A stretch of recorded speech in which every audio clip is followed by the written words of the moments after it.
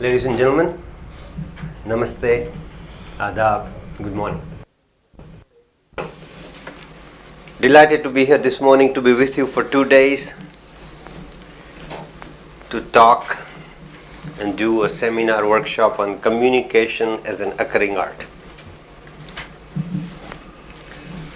This is a very unique course as I see it, and as the people who have attended it have experienced it, in the sense that we will learn here not by listening to me, but by listening to each other.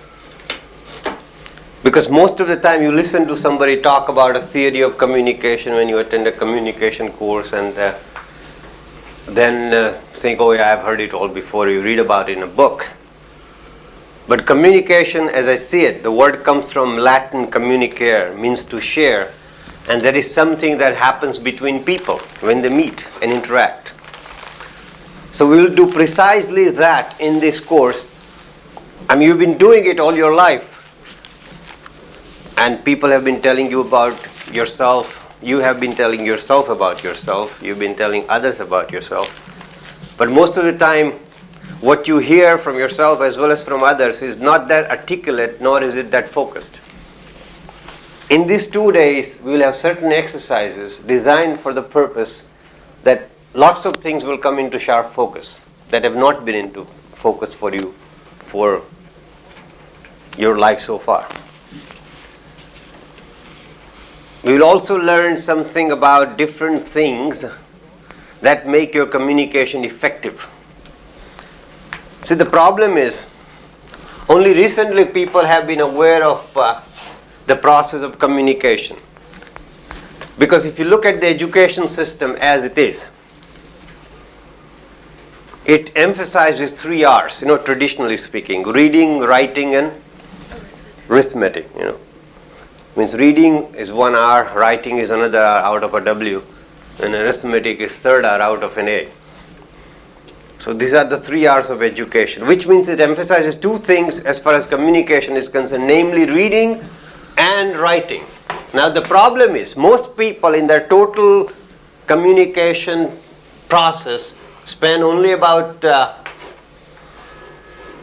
16% of their time reading, only about 9% of their time writing, which means that what they taught you is only about 25% of the process. So 75% of the process you are taught nothing about.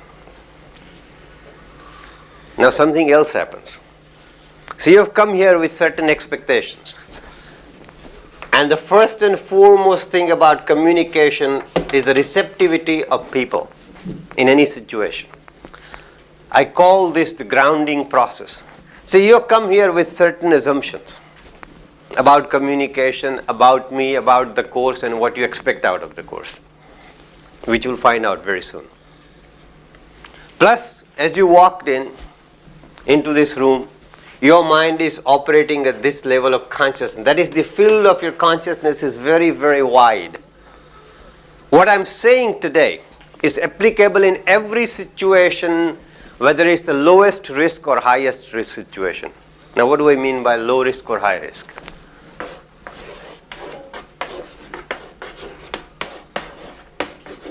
See, I'm talking to you. Today and tomorrow I'll be talking to you. This is a low risk situation for me, which basically means that if you don't like what I say, the worst could happen is that you'll tell somebody it was a waste of money and you should never listen to that guy ever again in your life. You'll discourage people from attending my seminar. But I'm not going to be killed because of it. That's the low risk in that sense. If I walk into a jet plane which is held by hostage takers, with loaded machine guns, 350 people headed at machine gun points, and I walk in there as an intelligence officer or a police officer to negotiate the release of those hostages, that's a high risk situation for me. Any gesture or a word which is inadvertent on my part could cause not only my death but the lives of lots of other people. Is that true? Yeah. Right now, if I'm talking to, I feel like scratching my leg, I wouldn't think twice about it. All you will think that if you observe that is how you had bad manners. If I did the same thing when I go unarmed in a jet plane, and the guy is holding a machine gun pointed at me, and I want to scratch my leg, what could happen? Huh? He'll shoot me, right? He might think, God, he's reaching for a gun that he didn't talk about. You see what I'm saying? So which means I have to be extra careful.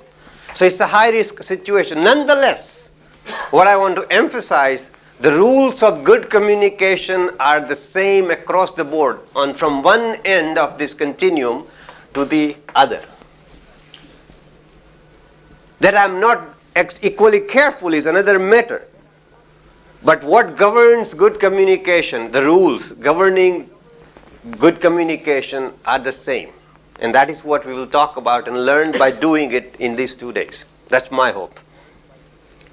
You may have come with different hopes. So as I said, you come here and you have lots of thoughts in your mind. Am I going to really learn something in 2 days? So you're operating here. Mr. Krishnan comes and gives introduction. You say, oh, I've heard it before. Because some of you have attended my seminars. How many of you have attended my other seminars? Please raise your hand. That's 1, 2, 3, 4, 5, 6. About 6, 7 people have been here before in other seminars. So they say, Krishnan, so they turn themselves off. Now we know Rooshi and I know what Krishnan is going to say. It's all going to be nice anyway. Because he cannot say bad things about me in a class when you're paid to listen to me. So you turn yourself off, which means you are not tuned into what he's saying. If you paid attention to what Mr. Krishnan says every time I get a different degree and a different scholarship. Because he forgets what he says. I don't know what degrees I've got after listening to Krishnan. Because one time he gives me MA in Sanskrit, the second time is in English, third time is in philosophy, and one time is a Rotary Fellowship, the second time is some other scholarship. So if you're listening to him, you realize that if facts get distorted every time, you don't know what facts are. But we tend to do things because we assume that the person is going to say these things. Another thing. Excuse me. You are excused. You are wondering, I hope the lunch is good if the seminar is bad. So some of you are concerned about that. Some of you are thinking, how can I use what I get out of this to utilize in whatever I'm doing? Some of you are wondering at this time that this is supposed to be a professor who taught in North America. At least you could wear is a suit, not a pajama. And some are thinking I should have gone to bathroom before I came into this. The point is that whenever people meet in any situation, whether you meet your husband, wife, daughter, son, boss, employee, it doesn't matter. Initially, when two people meet, they are operating at this level of consciousness, and your first job is to get them here. I call that the grounding process. To bring them here. Because when you bring those people here, that is when you will be most effective in your communication. And you as a communicator can do a lot of things to achieve this. And this is what the course is all about. Now, because all of you have a good command of the language, I have taken it, that to be the fact. For the purpose of communication. If your vocabulary is not that good, doesn't matter. If your grammatical, rules are not that good, doesn't matter. Still, all of you speak decent English or good mother tongue, whatever you speak, to be able to communicate very well. As far as language. So language is not a barrier, is what I want to emphasize. Your knowledge of grammar is never a barrier. Your knowledge or the lack of it of vocabulary is never a barrier in communication. Barriers are something completely different, but when you go to colleges and universities, they teach you these are the barriers. You should have impeccable grammar. That's one piece of garbage, Because good grammar does not make for good communication. A grammatically completely correct sentence could have no meaning whatsoever. You see? Colorless people sleep furiously. It's a grammatically correct sentence. Colorless people sleep furiously. Does it mean anything to you? Syntax-wise, it is very correctly formed. There's a subject and a verb and a predicate and the rest of it. But any linguist, Chomsky was one of them, will tell you that this has no meaning. So what we are concerned about is the semantics, the meanings. Because that's what we will be communicating. And there are lots of things that communicate those meanings. Now, Since we are here, as I said, with the ostensible purpose of learning about communication, some people have hidden agendas, which I've learned over the years. So when I started teaching years ago, I started teaching when I was 17, and that was my first lesson in communication, actually. Because I was teaching at that time Sanskrit Vibhakti in a class in Ahmedabad, where I come from. And 44 students in my class, I was supposed to teach them Rama, Rama, Ramaha. And I walked into that classroom and I realized as soon as I walked in that if I do not keep them interested, in Ahmedabad, what we used to do as students, if the teacher is boring, we rub our feet, sandals, chappals on the bare cement floor. And the principal is talking the corridors, taking notes. And he said, lots of noise from this room. Mr. Pandya's contract not to be renewed next year. You know, that rubbing of 44 multiplied by 2 feet make a hell of a racket. And the management terminology today for that is instant feedback. You know, the principal does not need to know anything more. So what I had to learn on that first moment in my class in Ahmedabad, that my knowledge of Sanskrit Vibhakti was of no help. My job was to keep them interested and keep them interested enough so they will not rub their feet. Yeah?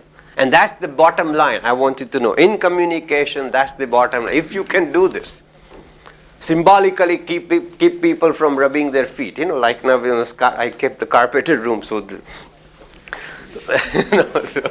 but otherwise, still in your head, you can still be rubbing your feet, you know, when somebody's talking to you. If you are bored, that's precisely what it means.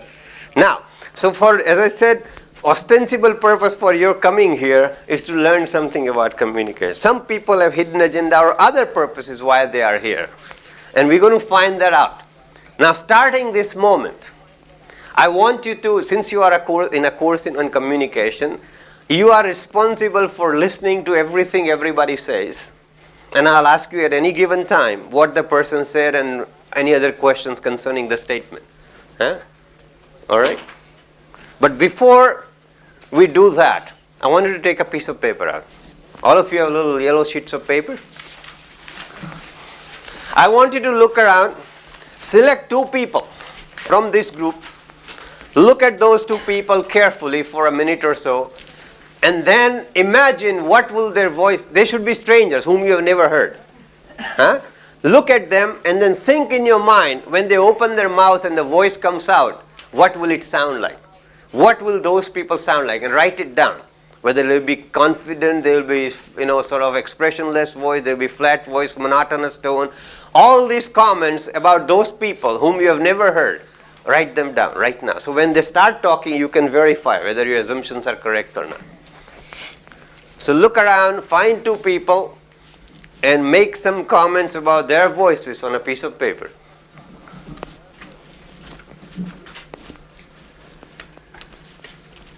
Tell them to talk into the mic as far as possible.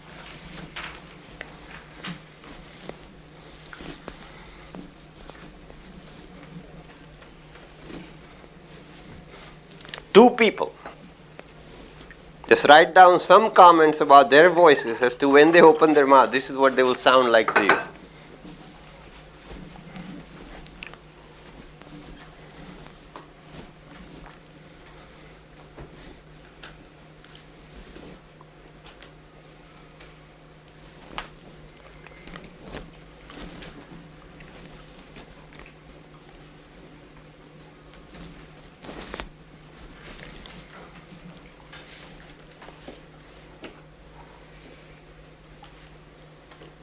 Describe it in as much detail as possible. Huh? Not just 1 word or 2. Make it a little more elaborate.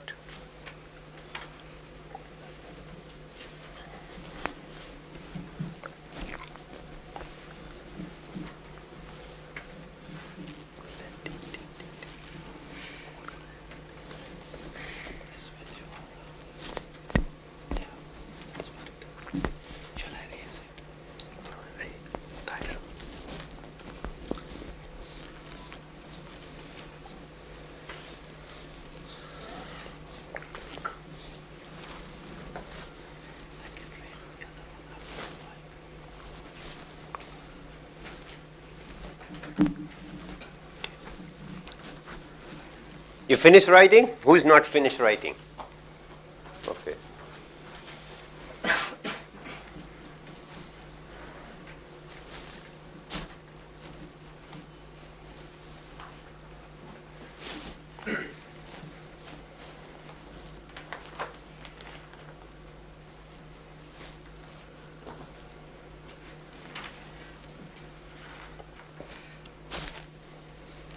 Okay, before we go into anything else, I have a question for all of you. About finishing writing, I phrased the question in two ways. What was the two way of phrasing?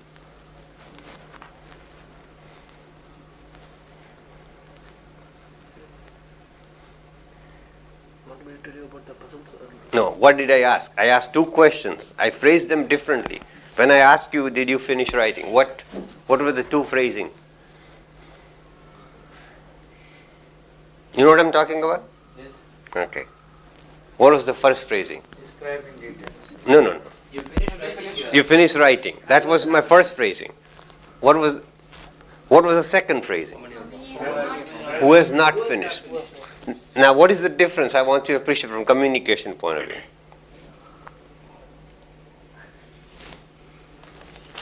When you asked, you have finished writing, nobody responded. That's right. It's a general question, gives you generally people, so it's not meant for me. People are funny. Just want you to appreciate. Asking question is an art. I phrased this differently twice just to make this point for you. That question asking people don't know how to ask questions. Because philosophically speaking, the rule is the quality of the question will decide the quality of the answer. Please remember. The quality of your question will decide the quality of the answer you will get. Say I play sitar. I'm a student of sitar. Now if somebody comes and asks me, tell me something about a sitar. I say it's an instrument. That's as good an answer as any other. Do you understand? Because it's a general question, general answer. They didn't give him much information. They probably already knew it's an instrument. But still it's a valid answer to the question.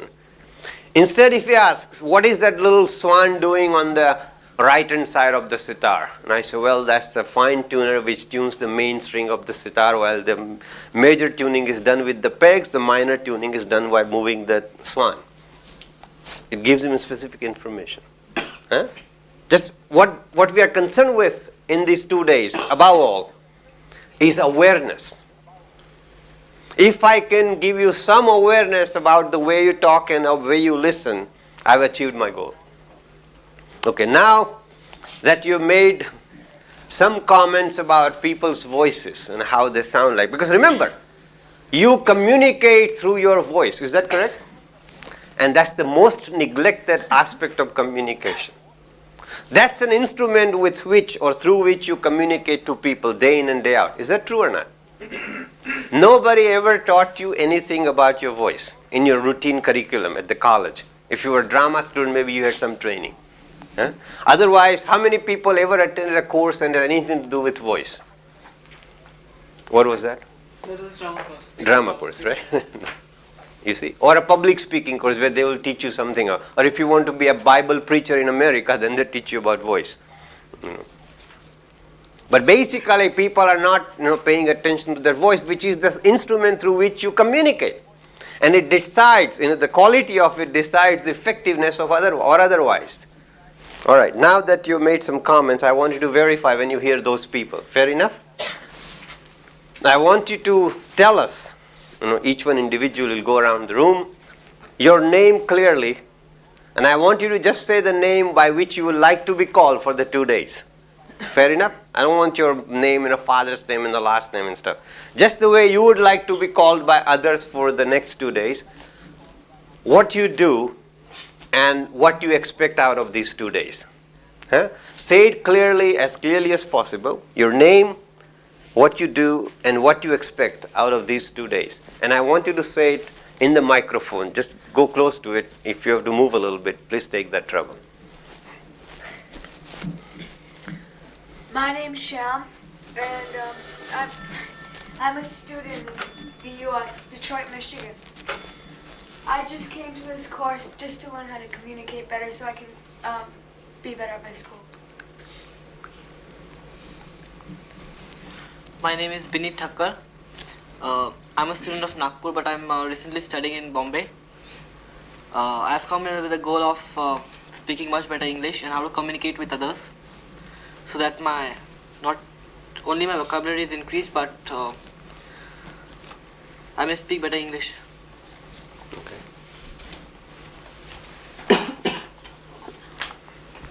I'm Ram Kumar. Generally, my profession, I'm an officer of the Government of India. Mostly, when I have spare time, I try to indulge in some study or other with certain definite goals. Of course, the reason for coming to the communication courses, I realized that it's of great importance in both professional and personal life. And also because I think I have practically failed in every interview I have appeared. Excepting the government one. All right.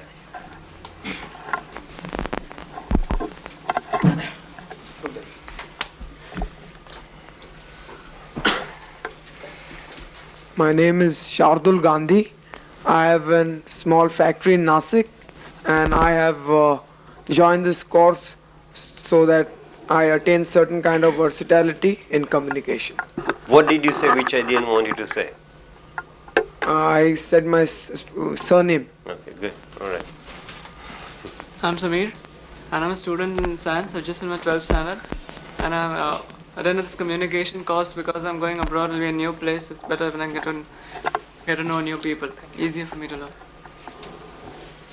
Ashish, I'm working in a factory. I have come because no one listens to me what I talk. Name is Mustafa.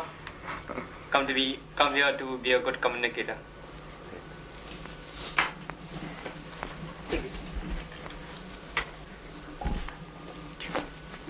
Myself Gupta, Jaipal. I am a project manager with one of the engineering company. I come here because we have to deal with a lot of people in groups. I feel I may be able to improve my communication skill so that we can impress better in the groups. I am Krishna, working for one elevator group as a senior engineer services, where the communication is the main important role which is taken care to know more in depth about it. I am Satyanarayana. I am working for Mahindra as an engineer.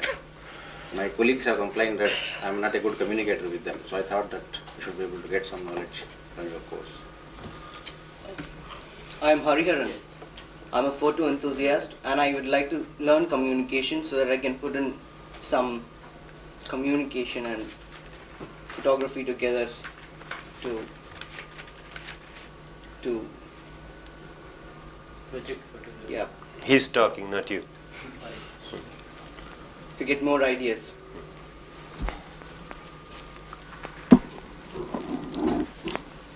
I'm Deepak. I'm in textiles, and I've come here so that I can understand communication. Like, seminar is meant for it. I am Sukhtanga, and I come here just to know what communication is all about.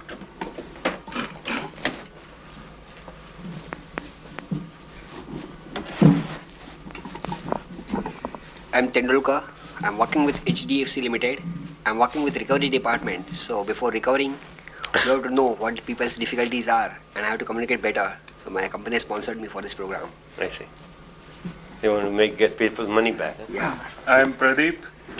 I came here, one, because professor told me to come and attend his communication lecture, and second, when I had attended his last lecture and went home, I realized that my wife used to call me listen, because I should not listen to her. So I came. My name is Padmanabhan. I'm in sales field at present. Since my job involves meeting a lot of people in the line, I thought if I come here, I'll be able to communicate better and it will be helpful for my profession. Next. My name is Pramod. I'm working in finance function of Bharat Bili Limited. I have come here to learn more about communication skills. I'm Arun Vakil. You can call me Arun. I work for a company called Camtech as the general manager, and I have come here to learn the art of communication, especially in the field of assertiveness, because I find I am less assertive. I'm Asha. I'm a full-time homemaker. and I want to learn to communicate positively with others and hence turn situation to my advantage.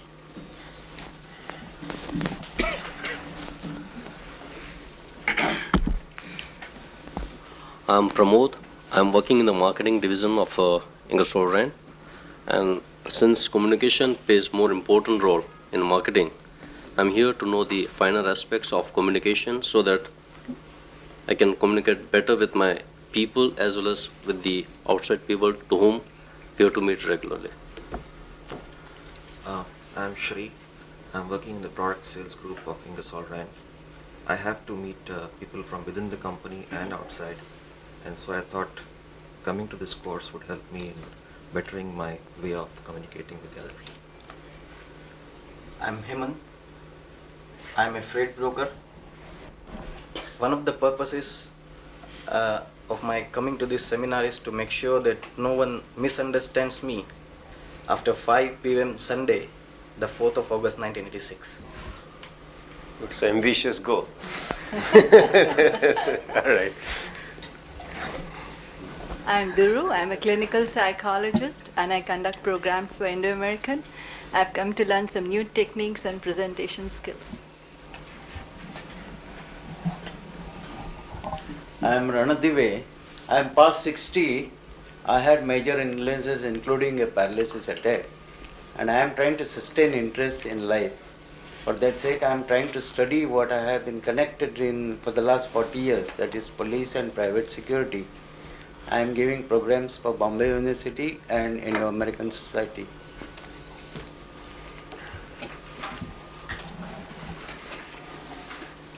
I'm Krishnan, working for Housing Development Finance Corporation Limited. Personally, I have not been able to get my ideas clearly to my people, and professionally also, there are a lot of group working, and I thought by attending this program, I'll be able to get my ideas over to my people. I'm Sandeep Kothari and dealing in diamonds, and normally on phone I am not able to keep my conversation very clear, which I want to improve. I'm Jyoti Kothari, a housewife, and I would like to improve my communication. He always talks to you over the phone.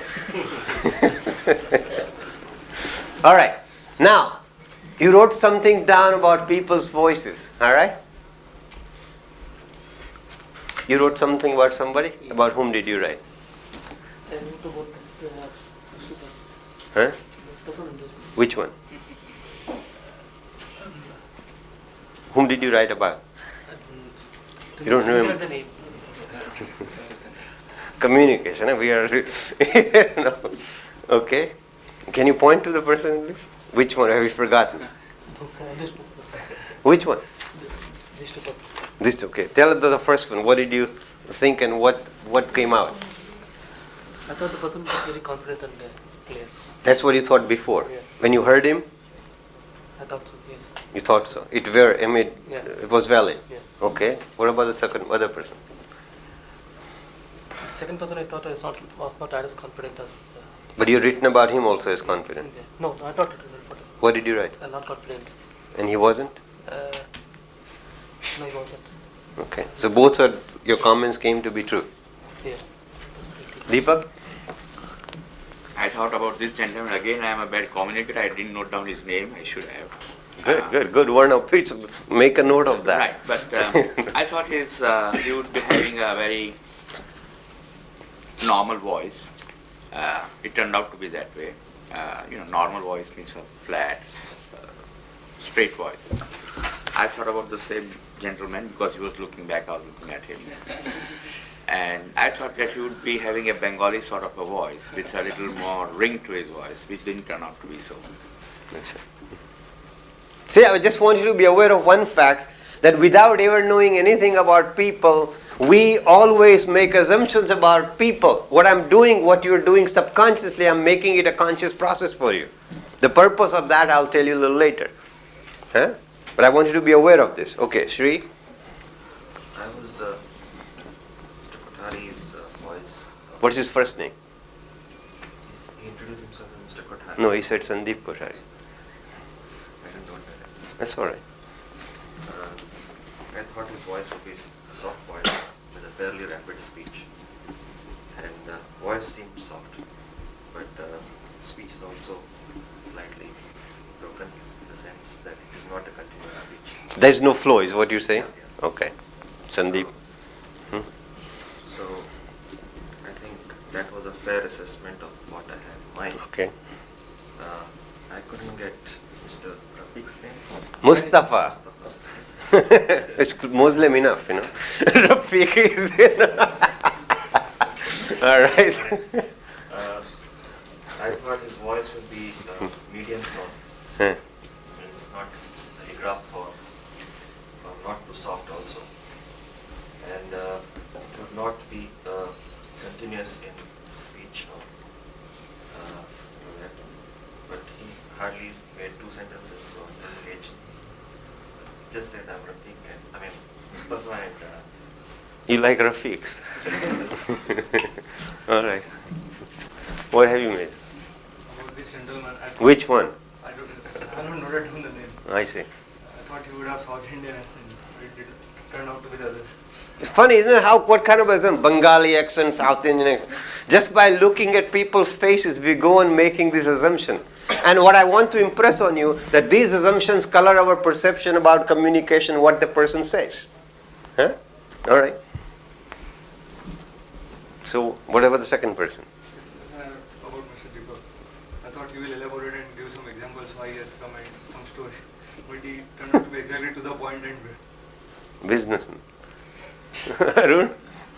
Well, I thought of Mr. Ramkumar, and I thought that he appears kind of individualistic person, and he'll speak with confidence, which he did. The only thing is, he said that something in him that he is failing. That is something which I was not expecting. Achha. And the other person was Mr. Krishna, and I thought he's going to be a quiet and subdued person and give his views in a little more elaborated way. And partly he did that. Samir? Mr. Pandya, I would help him. There is a communication gap. I have not failed. I have won. I failed in interview, but won everything. Oh. Okay, now, one more thing. Here is something happening already. Listen to me. Granted you not fail in your perceptions. So the way you put it, it created that impression in listener's mind, is what I want you to understand. So if you don't want that impression to be created, you may do something about that also. You get it? Are you with me? Yes. When people perceive you in a certain way, part of that responsibility as to why you have perceived that maybe lies with you. My question to you, see, you cannot go on changing other people's impression. No, but I seek a clarification. Huh. That particular moment when I communicated with you, Huh. I was not trying to create any impression. Fine. But nonetheless, you did is what I want to say. On others, right? Right. It does not matter. Right. I was trying to tell why I came for this course. Right. I understood you. There was a problem. Why Right. I succeeded? Because of my other qualities. Right. In the particular point of interview, I failed. Right. Means it is at a very high level. I get it. But at that level, I failed. It is something very crucial in one particular area. I understand. So I try to communicate that. Maybe of course to others it is different. But So I want you to remember that nonetheless as to how people perceive your statements. that is true. Right? Okay, Samir? I thought about him too, Huh. Ramkumar. Huh. I thought he was very expressive, gesticulation, loud, clear. He would gesticulate a lot. He was he was confident, but he didn't have many gestures, and he was quite loud. That was partly verified. The next person was that person sitting right over there. Which one? The last one, last row. Okay. And I thought it'd be not very confident and impulsive. Padmanabh, is it? Huh? But I thought he'd be not confident but he was quite confident. Proved me wrong. I see. Something about looking at him told you he will not be confident. What is that? Do you know? Look at him again. He's slightly on the heavier side. Think about what I want you to, you never thought, no books will tell you this sort of stuff about communication. Is that correct or not? I don't care how many books you read. They wouldn't tell you that these are the things how people judge you. So you walked in an interview with carrying yourself like this. This is the kind of, if he's going to be interviewing, think about that. All right. Cham? I didn't get one person. I wasn't listening at bad time. Huh. But the other person is this gentleman right here. Which one? In the tie and gold pen. Shri. Second. Huh. Is the shortest name here. All right. I thought he'd have a nice, pleasant voice, which he did, a little on the lower side, also which he did. I thought he'd be a little overconfident, but he was. He was actually a little not. He didn't sound that confident to me. Okay, fair. My first assumption is of Mr. Pramod, Huh. which totally failed. What was your thing? I thought he would be sound very introvert, soft, nervous type of person, but he had a deep bass voice and sounded quite confident to her. And second was gentleman with the golden specs. What is his name? And name, sir, please. Mine? No. Arun. Mr. Arun. He just said, Arun. Where you get the Mr.? Arun. Okay. All right. Continue. I was assumed as a deep voice, sound intelligent, sound educated, sound person with a lot of creativity, and I think I'm quite right. Okay. Fair enough. Patil Saab? I also thought about Arun. Hmm. I also thought him he would be confident, loud and clear, and he looked to be very successful in life. Golden specs does it. Always pulls people. All right. Anybody has anything to add? Duru, what have you got? I had Shyam and Ramkumar. Huh. Huh. About Shyam, I thought he'd have a gentle, modulated, and a fairly loud voice, which I think is correct. About Ramkumar, I thought it would be shrill, high-pitched, and medium-toned. I found it wasn't high-pitched. What made you think he would have a high-pitched voice? Can you pinpoint that? Yeah, something about his pointed chin, about the expression on the face. Think about it, how people think of you. And what things do to people. Without you would say a word. They have impression about you. No amount of grammar is going to help this part, right? Or no matter how many words you know. And how good is your vocabulary, Jyoti? I put out Mr. Ram. You're thoughtful and serious. I think I'm right. What is interesting is lots of people chose Ram Kumar. And secondly, Shyam. I think he's eager and enthusiastic to learn something. Yeah, that's it. Okay, Sandeep? I thought of a gentleman in the second with checks. What is his name? Shardul. Shardul Gandhi. Mr. Gandhi. And, He says Shardul, you saying Mr. Gandhi. Amazing. Shardul, I thought he's thoughtful and clear, and he seems to be thoughtful and clear. And the gentleman in the next row with the grey shirt, I thought he will be. What's his name? Names I forget. Always. You never even heard it for you to forget. That means. Please tell him. You're referring to me? Satyanarayan. Oh, Mr. Satyanarayan. Mr. I did. He seems to be thoughtful but a bit nervous in communicating in public. Okay.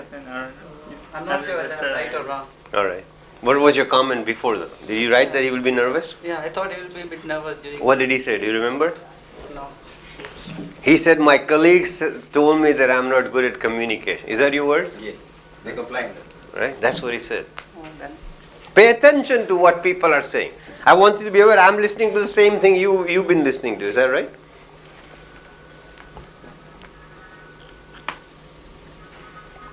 All right. I have chosen Mr. Ram Kumar. And What? Mr. Amazing. Well, you attract a lot of people, one thing. They like people who fail.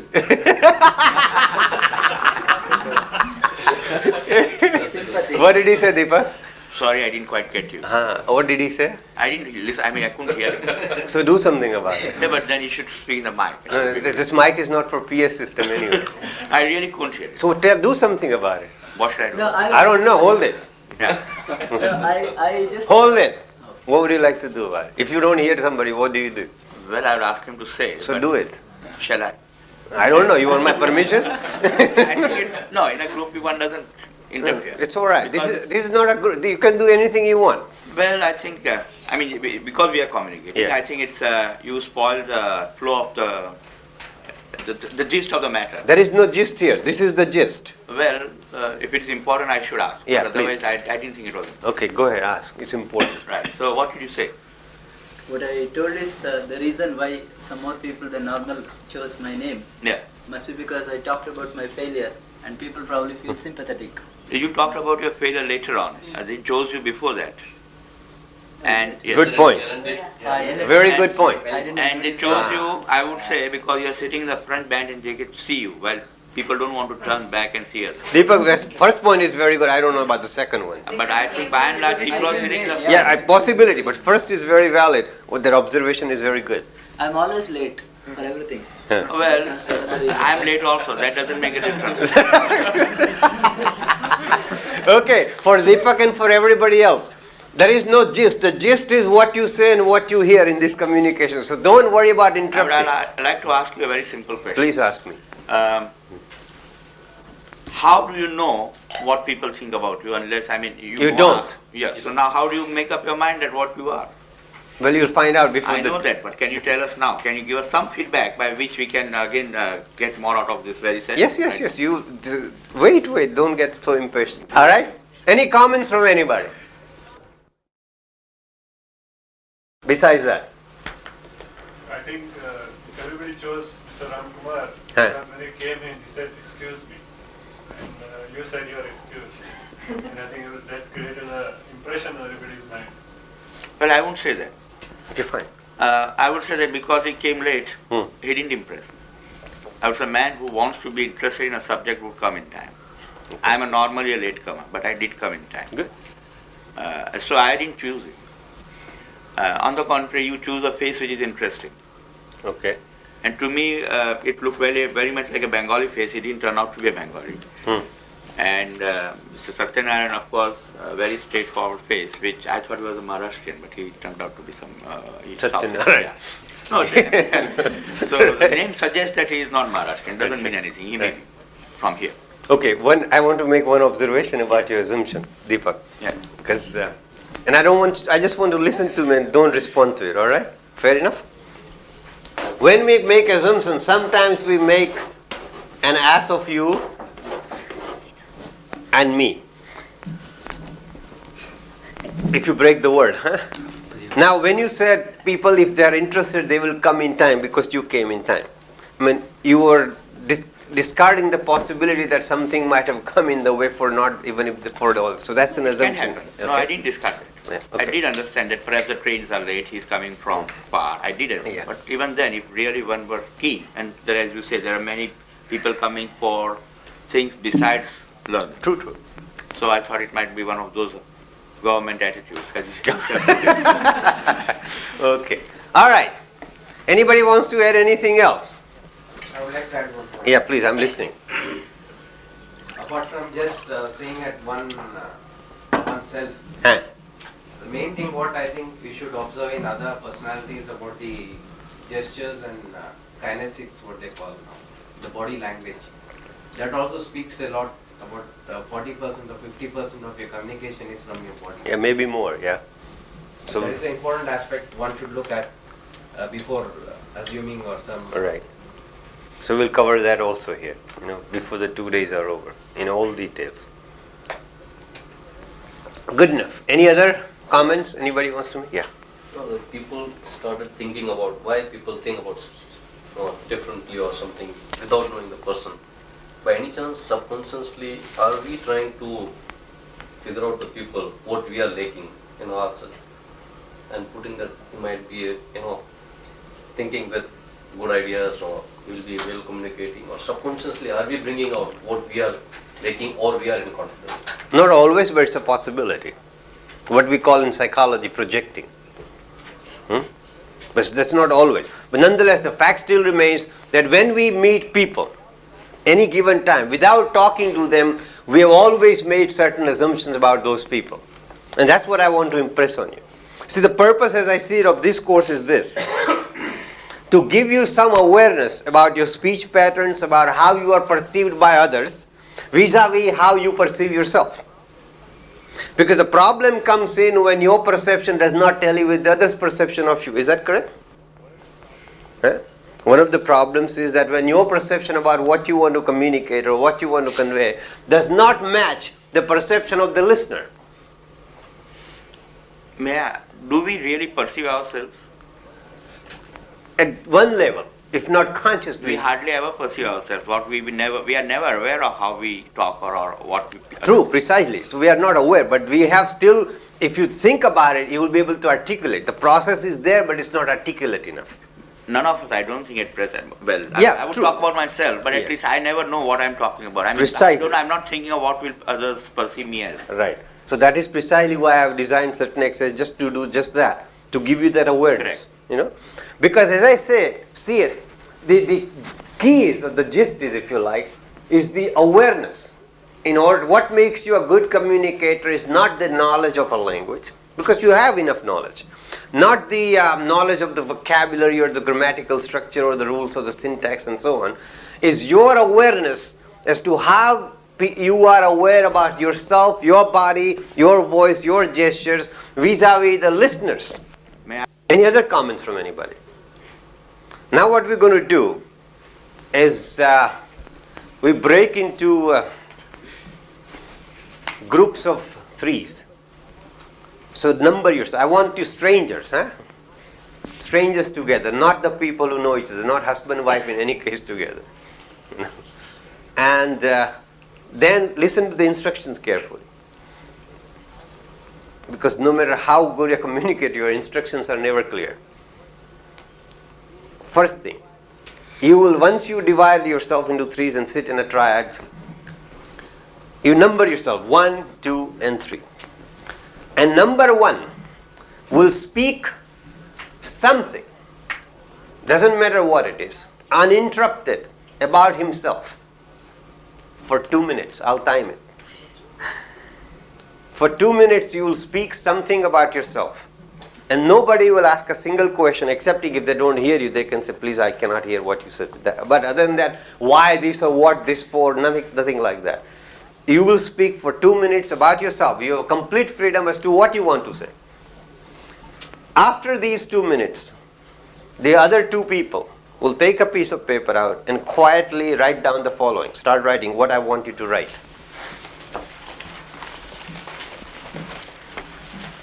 Based on what that person said,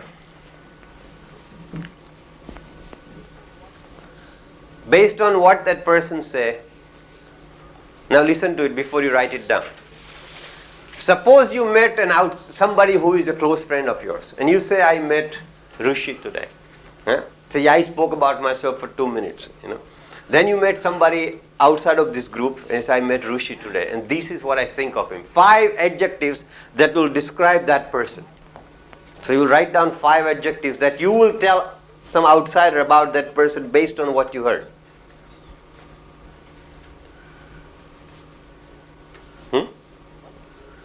So once again, to go over the instructions, first thing, number 1 will talk for 2 minutes about himself or herself, non-stop, uninterrupted, at the end of which number 2 and 3 will write out what they think of that person, 5 adjectives. What they think or what they have heard, I would like to get. No, what they think of that person based on what the person said. What they think of him. That is correct. It's a person. 2.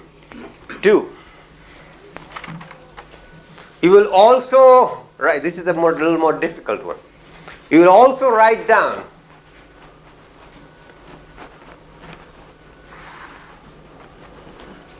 two maxims, listen to me carefully, 2 maxims, proverbs or whatever that governs his talking. Okay, 2 sentences or 2 principles which you think governs his life or his philosophy of life, which means 2 things that you think sum up his life. That's the second one. The first one is 5 adjectives. Huh? The second one is two maxims or 2 statements which will apply that governs whatever he said, his philosophy about himself or his, what he believes in, whatever. Huh? And the third thing you will write is that if that person walked into a party, if that person walked into a social gathering, huh? And if he was only allowed to say one sentence about himself as he walked in, what will that sentence be? Be as creative as possible, all right? So you said the last one was two. Last one is, if that person who spoke to you, what do you think if he walked into a party? He told you something for 2 minutes. If he walked into a party, social gathering, if he was as he walked in, he was allowed to say only one sentence about himself. What will that sentence be? As he entered the room. And the last one, as he left that room, what will he say if he is allowed another sentence? As he left that party, what will be the parting sentence to the group? About himself. Or anything. Like say he walked in, he said, "Oh folks, now that I'm here, the party can take off." Which means he feels that he's the life of the party. Or as he's leaving, he said, "It wouldn't be the same without me." You understand? That sums up. Now here you have to be more creative. Get it? I'll give you 5 minutes to write down these things about that person. After you've written out about number 1, then number 2 will speak for 2 minutes about himself or herself. Number 1 and 3 will do the same for that person. Is that clear?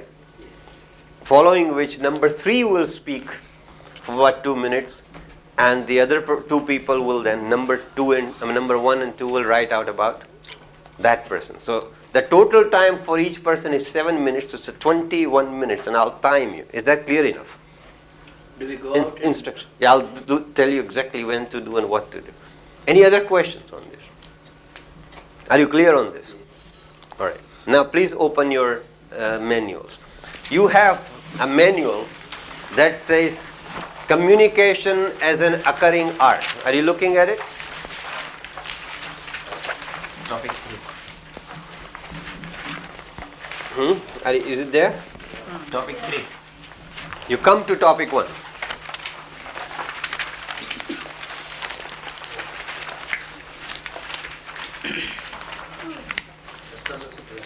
Establishing rapport. Now, first and foremost thing about communication in any situation, as I said, in low risk or high risk, the rules are the same. I mentioned that. Now, the first and foremost thing, as I pointed out, is to get people's attention here so they can listen to you. To get them grounded, as it were. Because people's minds are everywhere else. Now, there are a lot of things you can do about it. You say, "Oh, he's a bad listener." But the moment you do it, you have blamed the other person and you have written off all possibilities of your changing your pattern or varying your pattern. Does it make sense to you? Because the label you will give to the situation will decide the course of action. Is that true? The label you will give to any situation will decide your course of action. If the doctor gives a diagnosis that this is a tuberculosis, then what medicine will be given will be decided by that diagnosis. Is that true? But if it's a flu or malaria, what medicine will be? So the label is an important part that we do. Now, one of the first things you must do in any communication situation is change these labels. Take the responsibility on yourself to make the initial contact. Because I tell you this much. In any communication situation, if you have not made the initial contact, no matter how good you are, it will not work. So please make the initial contact. So if you're looking at the notes, whether you are to sum up some of these points, because I know one thing by years of teaching, if you give printed notes to people, they never read it. If you take this home, you will never read it. That's my experience. It will go in some file somewhere. So please look at it. We go over it. Whether you are a writer or a speaker, to be en rapport with your readers or an audience is the most important factor in the process of communication. Are you looking at it? Remember, the audiences or the readers may have other things on their mind. Maybe they don't feel well. Maybe the room is too hot. There are countless factors, stimuli, variables that may be affecting the people's mind when you want to make that initial contact, when you want to reach them, when you want their attention.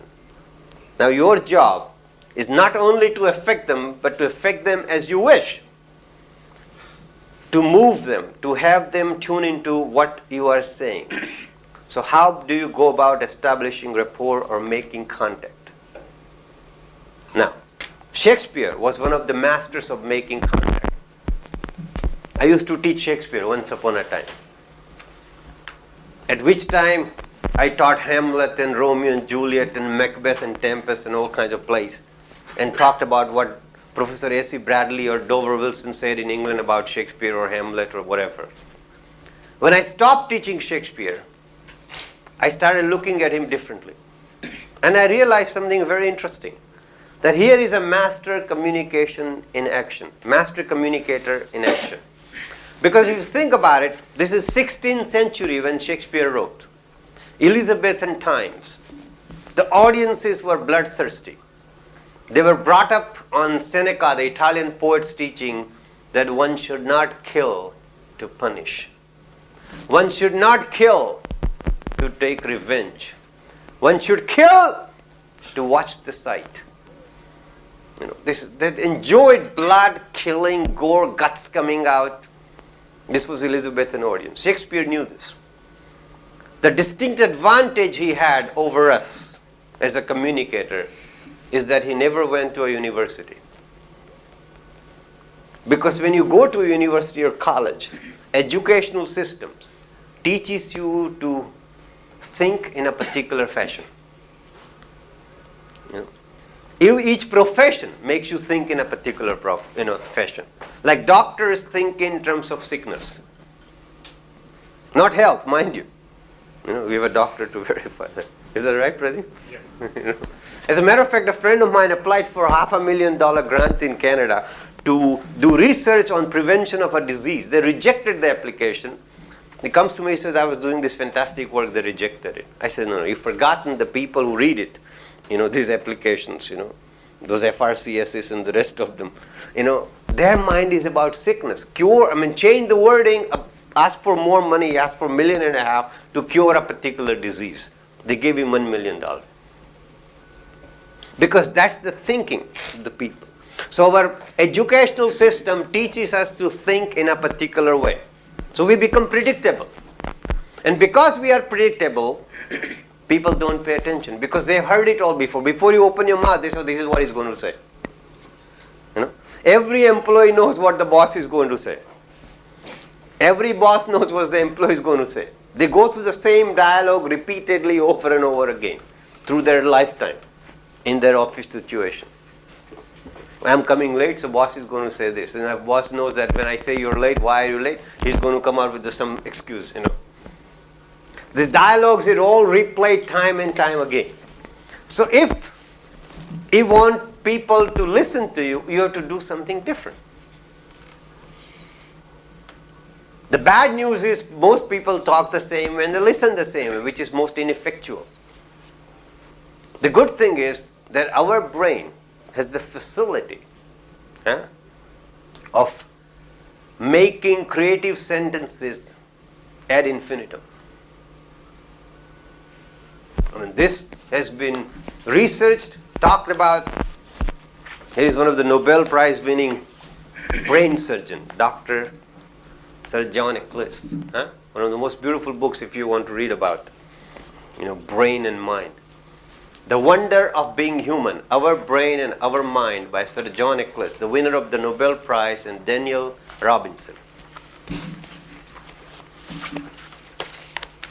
Now listen to this.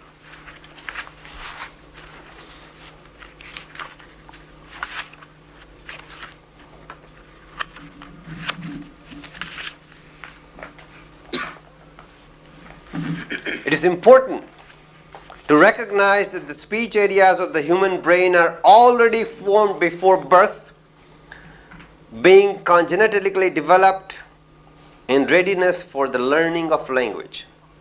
This is a genetically coded process, and amazingly, the speech areas so grown are consequent for the learning of any human language.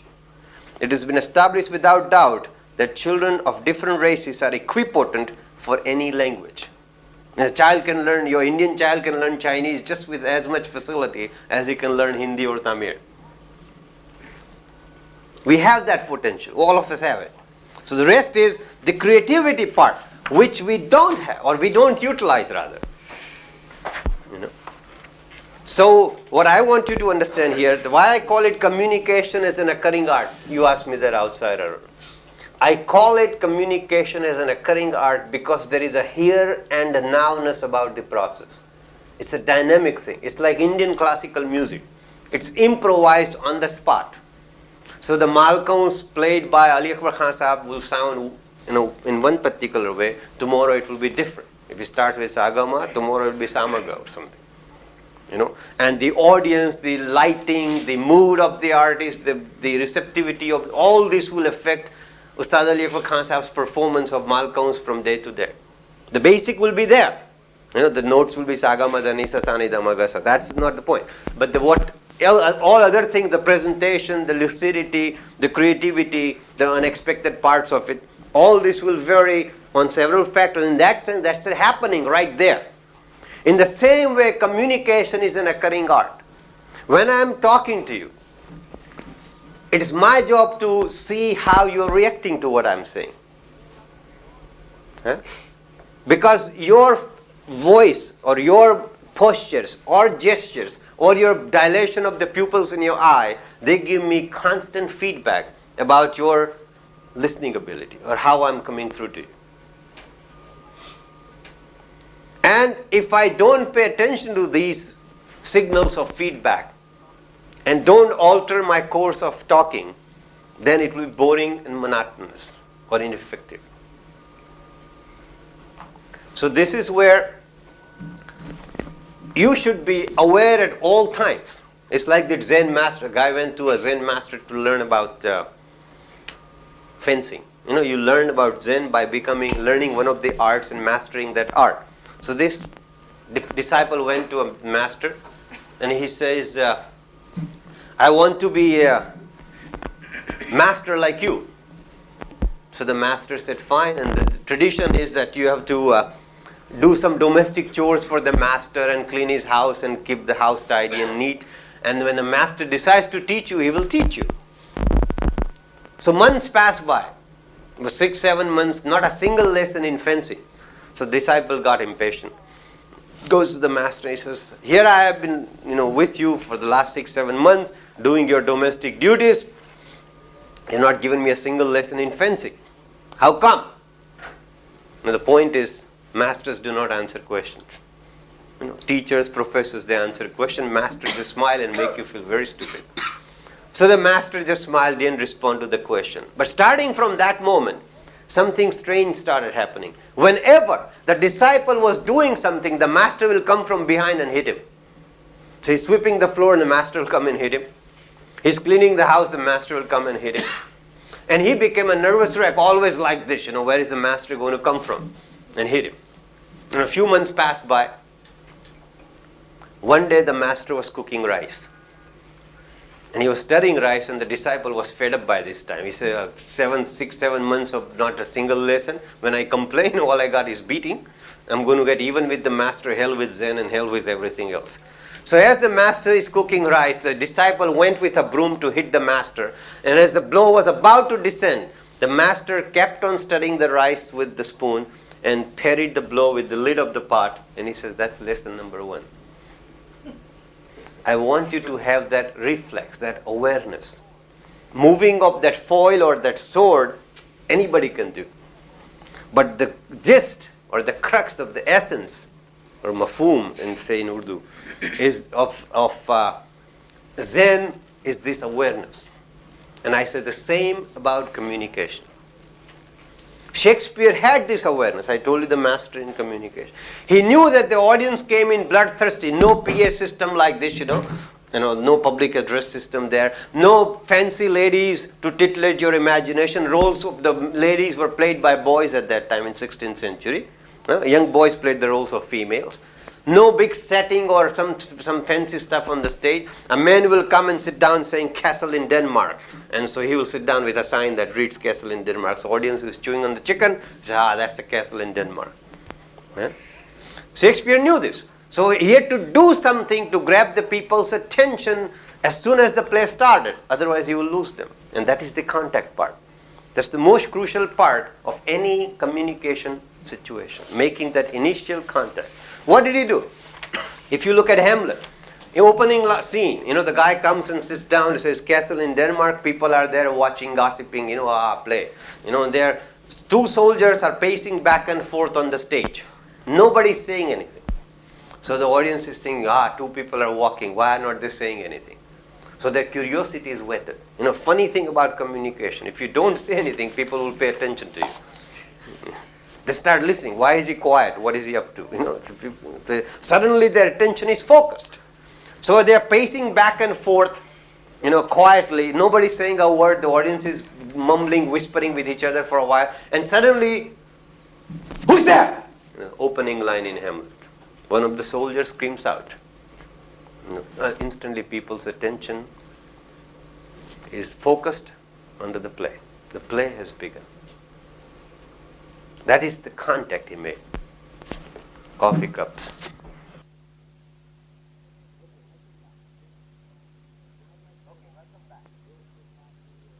Okay, welcome back. Now that you broke for coffee and exchanged business cards and made luncheon appointments, once again when you come back you are not grounded. Remember that? Always remember that in a communication situation, every time you break or there is some disruption, this process again takes place. So it's once again you have to bring the people here. You can't take it for granted that in the morning they were grounded, therefore right now they're right back here. They are not. So be aware of this fact. Any question that came to mind outside that you thought I should have asked and didn't ask? Yes. You said about non-verbal communication where body language is very important. Right. I was just sort of discussing. Just take the Indian culture. We have multiple cultures. Right. And I have faced a problem with my clients. Right. When I have said something, without replying, he has done this. Yeah. Now, according to a Bengali, that means a no. Yeah. But according to a South Indian, it means yes. Right. So I said, no, I just asked him that you mean to say you have not understood or it's a no. No, it's yes, yes. Now, this is a problem in India where body language just goes negative. It's not only in India, it's all over. All over. Yeah. So we'll talk about that, what are the problems then and what can we do about it. All right. Any other questions? That's a very valid point. It just adds to the problem. Problems are many, Any other questions, anybody? Yes. A person with good command. What's his name? I think so. I haven't introduced myself. Huh. I've come late. My name is Debashis Adhikari. I work in, present I'm an associate consultant with ABC Consultants Private Limited. What brings you here? Well, your talk on Friday, let's be very honest. Oh, I just hopped in. They said, they spoke very high of you in my company. They said, you just go and listen to him. If you don't like him, walk out. If you like him, you spend $750 and get Nice company. Which company? ABC. Very nice. All right. What did he say his name was? But listening, there's no collection here. That's better. Short debts. Because I tell you something, the moment you say I'm very bad at remembering names, you go by that assumption, you already decided the course of action that I will not remember names. You remember that? The moment you put a label, that decides the course of action, so you never put the effort. Change the label first. Of course I can remember names, my memory is fantastic. Then you'll put the effort. We do this all the time. Now that's the part of our self-image that we will speak about later on. How we perceive ourselves, again, Deepak. So that is the point how what we think, and we always think of these sort of things. I don't remember names, which means you already never put the effort to do it. Anybody can remember names. The question is, are you willing to put the effort and energy required to do so? That's the final question. Okay. I was telling you about Shakespeare, how he got the people's attention, remember?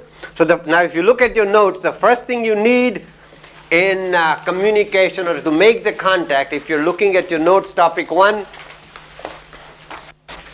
are you there? Deepak, you are not there.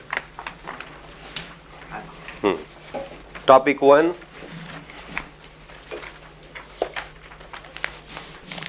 Are you looking at it? The first thing you need is self-confidence. That's the first and foremost requirement. You need to feel confident for any encounter with people. Here is Gandhiji's experience. You know, the man who later on moved millions, this is his first experience. I stood up, but my heart sank into my boots. My head was reeling, and I felt as though the whole court was doing likewise. I could think of no questions to ask. The judge must have laughed, and the lawyers, no doubt, enjoyed the spectacle. But I was past seeing anything. I sat down and told the agent I could not conduct the case. Now, here is a man who moved millions later with his communication ability. See, most people would have thought at that failure, oh my God, I couldn't do it, I'm not going to be a successful lawyer. He did not think that way, which altered his course of life. And he said, in his words again, he said, here is Gandhiji's interpretation of the law of perseverance. What is the law of perseverance? Is at the top of the page. As soon as you are positive something cannot be done, someone else not only does it well, but it works also. Huh? Right? Roger Bannister, the 4-minute mile barrier that was there. You remember that? The man, people say men cannot run faster than 4 minutes per mile. So that was the barrier people had in their mind. And this guy broke the barrier. Because the moment you went by that assumption, you will never attempt it. So the first thing you must do is to change the assumption. Write down Rushi principle 1.